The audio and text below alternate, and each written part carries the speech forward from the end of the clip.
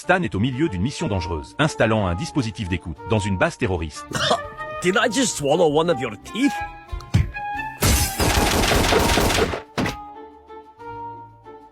She disappeared like ghost. Pendant ce temps à la maison, Roger et Francine jouent à un jeu qu'ils appellent l'acte de la veuve. Ils font semblant que Stan est mort pour gagner la sympathie des autres. For a widow, it's on the house. I'm the same as her, just drop it in the sack. En Amérique, les veuves obtiennent souvent un traitement spécial. Par exemple, si l'une roule à toute vitesse, dans un aéroport en voiture de sport. Dire simplement qu'elle est veuve suffit à empêcher les flics de la poursuivre. We're widows!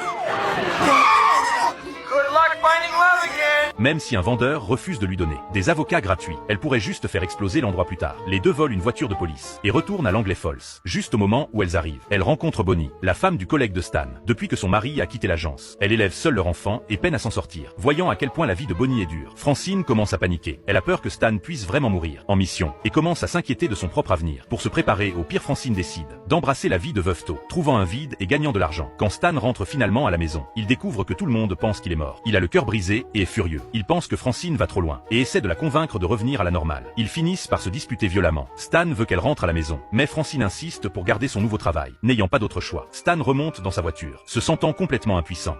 Come on, Stan. Let's get out of here. I'm your wife now. No, Roger.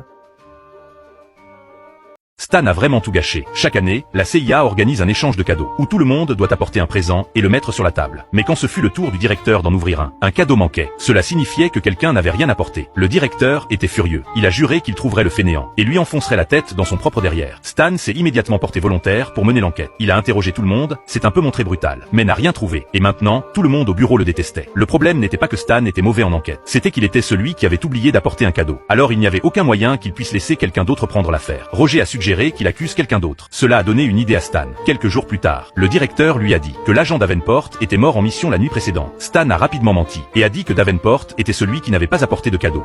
By tying himself up and being shot several times through the trunk of an old Fiat. Yes, that makes sense. Comme ça, il a enterré toute l'affaire. Mais aux funérailles, le directeur a publiquement mentionné le cadeau manquant de Davenport. La femme de Davenport s'est levée et a dit qu'il avait apporté un jeu de cartes. Stan a prétendu que les cartes venaient en fait de lui. À cause de cela, la famille de Davenport a perdu ses prestations de décès. Se sentant coupable, Stan a promis qu'il arrangerait les choses. Mais peu importe combien d'emplois il prenait, il ne pouvait pas gagner assez. À la fin, il est allé à une banque de sang et une clinique de sperme pour vendre son corps contre de l'argent. Avant longtemps, il était aussi laid que Roger. I gotta get a pic. Twinsy!